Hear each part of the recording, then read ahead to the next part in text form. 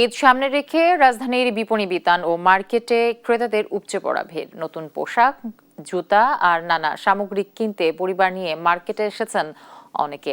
শেষ মুহূর্তের বেচাকেনায় ব্যস্ত সময় পার করছেন ক্রেতা বিক্রেতারা।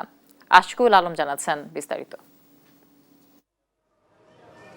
দরজায় কড়া নাড়ছে ঈদ উল আজহা।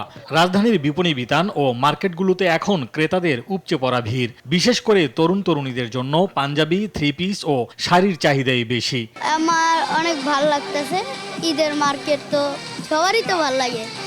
তো শার্ট কিনলাম, প্যান্ট কিনলাম, পাঞ্জাবি কিনলাম, অনেক খুশি লাগতেছে।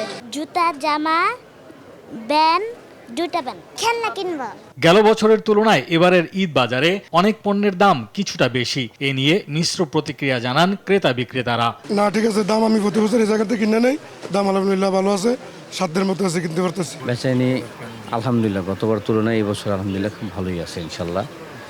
বাকি দিনগুলো যেমন আরো ভালো যায় সেই চিন্তায় আছি ইনশাল্লাহ। গতবার থেকে এবার প্রোডাক্টের আমাদের কেনার মধ্যে প্রত্যেকটা 200-300 টাকা বেশি। কাস্টমারও কিনতে আছে কিন্তু তাদের একটু কষ্ট হয়ে যেতেছে। তবে ঈদের আনন্দ ধরে রাখতে পরিবারের সবার জন্য কিছু না কিছু কেনার চেষ্টা করছেন তারা।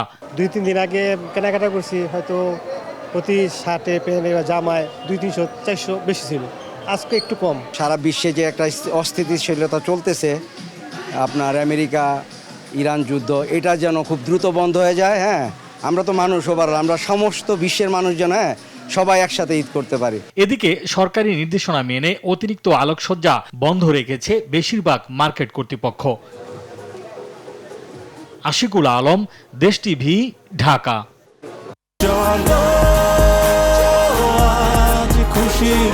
40 বছর ধরে অসংখ্য খুশির মিছিলে ছিল আইডিএলসি, থাকবে আগামীতেও।